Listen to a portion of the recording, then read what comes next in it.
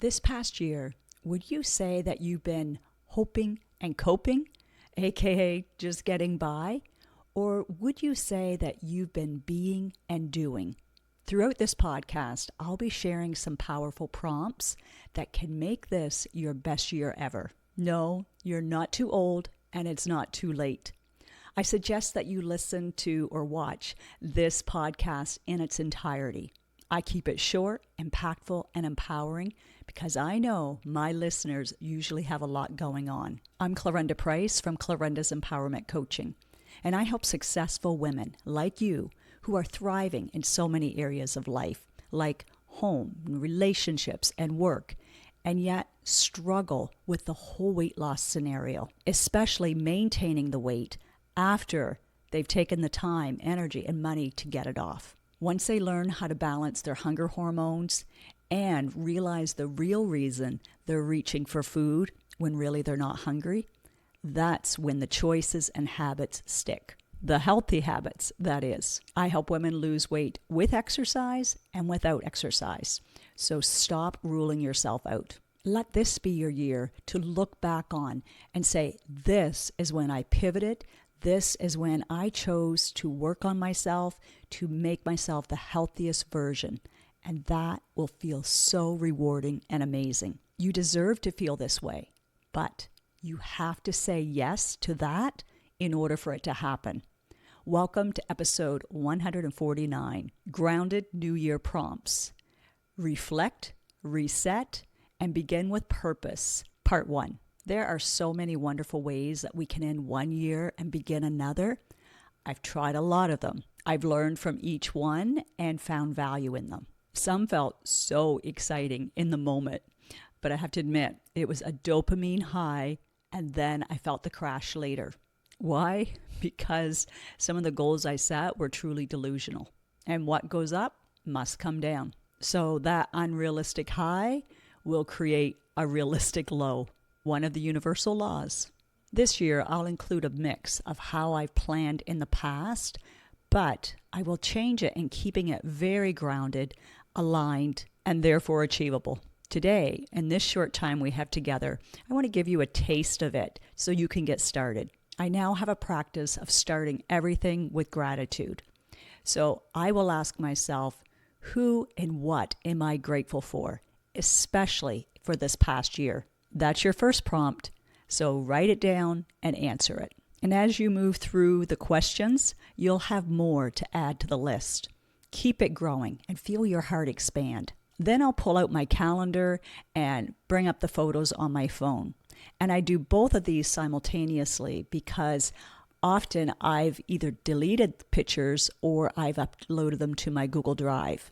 So I might miss a training that I did where I had a shift that I want to remember. And I want to thank myself for going and spending that time and money. As you scroll through your photos and events, I want you to make 2 columns on your piece of paper. 1, what are you celebrating? Include your micro wins, people, places, moments. Number 2, what were your challenges or lows? And yes, include the messy ones. Sit with those. Don't rush through it. For the celebration list, circle what you want to keep doing, what you want more of, what worked well. And if it was a one-time occasion, simply put a heart next to it.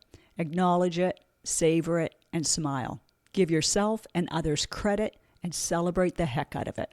And that's it for that category just for now. Next, look at your challenging or lows list. Ask, what did I learn from this? Are there common patterns or habits? What am I more aware of? And how did this help me grow? Maybe you had a health scare, a financial loss, relationship problems. Maybe you didn't follow through on what you said you were going to do at the beginning of the year, or even something that doesn't feel as significant now, but it was at the time. Something like travel complications. Now we can go a level deeper. Let's go back to the celebrating list. What did you love most? And in what form would you like to experience that again? What would that look like for you? What and who do you need to help you get there in a way that feels grounding and empowering and certain? Don't forget to check in to ask, Have my values changed for this season, whether it be the season of the year or the season in your life? If so, do these align with this next level that I want to go? We'll only continue to do what aligns with what we value now. If we white knuckle it, we'll eventually quit, create illness, and resent it. It's not necessarily what you should do, even though that's how we've been programmed. That's a powerful shift that I'm implementing personally and also working with my clients and doing the same. Let's go deeper now with the challenging or lows list. Before you ask, what do I want to do differently this year? It's really important to acknowledge and sit with the emotion that you have when you think back to the past year. Often it is shame and disappointment. It's human nature to want to skip over that and not feel it because it doesn't feel great and just move directly into action. Or maybe you're experiencing or will experience when you start to do the work of what I didn't notice myself doing until my mentor, Dr. Trivedi, stopped me in my tracks. We were in our year-end evaluation. My brain was providing me with all of the things that I didn't do this year, and I was in full-on judgment of myself. I'm thankful that he stopped me in my tracks. It's such a great example that no matter how much we know intellectually, it's still very easy to get caught up in our default patterning and not see what our brain is doing. He had the outside perspective. He reminded me of how much I have grown, how much I have accomplished, even through all the pivots and changes. I'm glad I chose to be vulnerable and open, even though it didn't feel great, because it brought it to my awareness. I'm not sure I would have got out of my funk as quickly as I did if left to my own vices. In fact, I'm pretty sure I wouldn't have. Acknowledging it actually brought me some relief because it allowed me to process it. I get to experience it, feel it, acknowledge it in my body, and then let it pass. Those emotions and thoughts were still in the background of my mind. So even though they weren't to the forefront, they were still depleting my energy and confidence. What's coming up for you? What flitted through your mind? What emotion are you feeling? And is it an emotion that you would feel uncomfortable sharing with someone else? Maybe it's something you wouldn't feel proud of to say to someone else.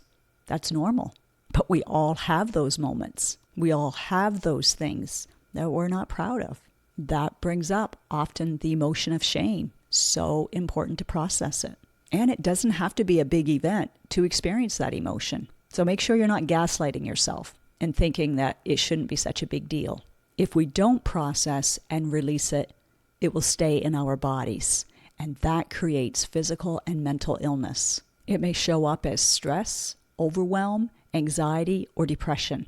It's common to experience physical wake-up symptoms, things like poor quality sleep, high blood pressure, inflammation, high resting heart rate, blood sugars, and more. Once you've done this, you can now ask, what do I want to do differently this year? Maybe you haven't been consistent in carving out time for a morning or evening routine. Ask why not.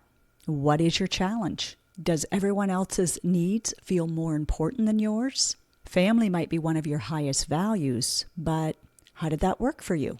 How can you find a balance between taking care of them and taking care of yourself? Because if you're depleted, if you're burnt out, you really can't serve at your highest level to your family, to others in relationships, to work, to those that you serve. Review last year's goals.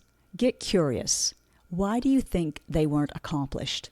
Maybe you set them as SMART goals, like we've all been taught. The acronym that stands for specific, measurable, achievable or attainable, relevant, and timely or time-bound. That's great, but let me share a little secret that I've learned.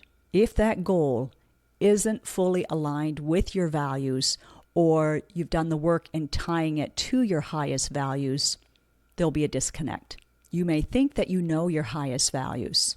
And if you're anything like me, you'll be surprised when you actually do the values assessment tool. It's one that I do personally as well as use with my VIP clients. This year, I'll be wording my goals a little differently.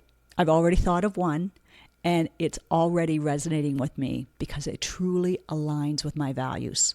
And it's not just my vision, which is ego-based, it's also my mission. It's my purpose of why I'm here. I'm here to help women optimize their health and life. I'm not sure if the woman from Florida, and I won't say her name because I haven't asked her permission yet, if she heard me say that before, that I'm here to optimize women's health and lives. But that's exactly what she said. She said, I want to optimize my health. It's time. She said it was a 10 out of 10 on her scale of how important it was for her right now. So guess what? We started yesterday. Yes, even before the new year begins. She was delighted when I gave her that early one-on-one option. She's ready to release those 35 pounds that's beginning to affect her health before it's a big awakening. She's not willing to wait any longer until she has symptoms before making a change. I'm so proud of her, especially after hearing her story. Maybe your answer to the question, what do I want to do differently this year, is you actually want to set a goal or goals again. It's so common to stop making goals because it's too depressing and discouraging when you go for it for about a month and then you drop away. If that's you, congratulations for still being here. And if you can see the results of not setting goals, maybe you set them last year, but you're now realizing maybe I didn't set them in the right way. Well, you've got some awareness now, and that is your first step. Inside the Feel Light, Mind, and Body community, we do some identity work on your present and future self. We ask some high-quality questions so we can get some high-quality answers. That is the awareness that we're looking for. Once we understand that next level of why we do what we say we're not going to do, then we can make a decision and we can pivot and shift and start saying, I am a woman who, and you can fill in that blank. How would you like to complete that sentence? Would it be, I am a woman who values her sleep. I'm a woman who prioritizes being unplugged and being in bed 9:30, 10 o'clock. Or maybe it's, I'm a woman who is going to be honest with herself this year. Or I'm a woman who's going to move her body 30 to 40 minutes, 5 to 6 days a week. I am a woman who is working on reaching her ideal weight for her body type. I am a woman who cares about my health, and I can love my body now and still make a difference for my future self. On one session last week, my client said, I want to talk more about visceral fat. So we did that. We're setting some goals for her for this coming year, and I'm excited to see how she works with that along with her other life coaching. There's a lot of people we do a combo of that, and it works beautifully because our mind and body are all integrated. Our life and our health, our wealth, relationships, our work, they're all intertwined. There are so many other great prompts. If you have one that you love, let me know because I'm always looking to add to my collection. But another one is, what would I love to have more of? And what would I need to believe to say yes? What do I want to release and let go of that's holding me back? Old beliefs, approval addiction, aka people pleasing, overcommitting, undercommitting. It can feel like a lot, I know. And you don't have to do it all. Just start answering some of these questions. One of my VIP clients asked me if I was going to do another in-person workshop. And I had been thinking about it because I love that in-person connection, but nothing was really sticking out of my mind.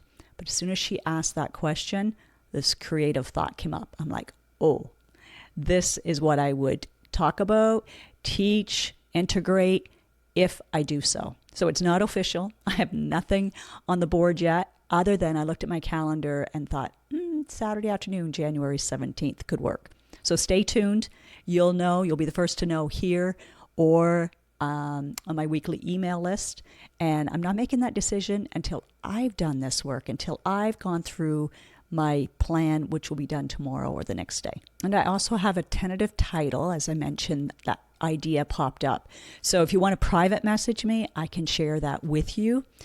Unfortunately, the way social media world is, I've had the experience of putting something out there and then someone else taking it before I could make it official. So I'm just going to keep it for now, but you will be the first to know. What I can tell you is we'll be looking at it in all 7 areas of your life and coming from an intrinsic, inspirational point of view rather than the external motivation, because that's what's lasting. I'll also be sharing my values assessment tool, which I usually reserve for one-on-one clients, but where it's in person, we can work through that together. And that just helps align with everything else that we do. Just talking about this lights me up. There's a little fire. The embers are there, and now it's fanning the fire a little bit. I know that I will keep it to 10 women. That's my thought right now, so that it can be that really intimate experience. It will be purposeful and heart-led. You'll be guided to come from a place of self-compassion and understanding. The more self-aware you are, the more you're in control of your life. Next week, in part 2, I'll be sharing some of the work that I've done. And if you felt any shifts as you've answered the questions, please let me know. I'd love to support you and cheer you on. I'll also add a few more prompts so that you can continue self-exploring and knowing more of what you want and don't want. So make sure you hit subscribe or follow and turn that bell on for notifications so that you don't miss any of the notifications. January will be filled with a lot of dopamine-driven noise. So come back here so you can feel grounded and focused as we do this valuable work. Remember, the goal isn't to end the year positive. We talked about that in last week's episode number 148. Let's choose to end it balanced, grounded, and peaceful. Answering this episode's journal prompts will be one powerful way to do so. In addition, think about ending the year aligned with the people and places that matter the most to you. What would that look like? What makes you feel connected, at ease, and fulfilled? You may have outgrown the past version of how you celebrated. Maybe now you value having a clear mind and energy on that first day of the new year. Or rather than starting the year with this long to-do list, you focus on one thing. You focus on gaining momentum, and you focus on celebrating every micro win. How would it feel to be present instead of trying to be everywhere? That might mean staying home instead of driving a couple of hours out of a perceived obligation. Only you know. So tap into your body, tap into your nervous system, and just ask. Notice how it feels. Try out each option and see which one feels the most grounded. What if you considered what you want and what they want, and then come back to your core values and deciding? Say yes to what aligns, and be willing to feel a little uncomfortable to say no to someone when it doesn't. People are entitled to think and feel however they want about that, and so are you. It's okay. How would it feel to start the new year rested instead of exhausted? What choices can you make? What can you redecide on to make that happen? Maybe it's limiting sugar and alcohol to one occasion instead of whenever it's in front of you. Maybe it's choosing one late night instead of multiple ones. Maybe it's not rushing to take all the decorations down, and instead you just continue on into January enjoying the ambiance. I know I decorated late, so I will be keeping them up, and I'm going to enjoy that because in Eastern Canada, those cold, dark days and nights, I like to feel all cozied up and have the lights on and just reflect and remember on that special time we all have together. Whatever you decide, finish the year celebrating the growth, opportunities, and gratitude for both the highs and the lows. That's life, and experiencing it means you're alive. I wish you all a healthy new year.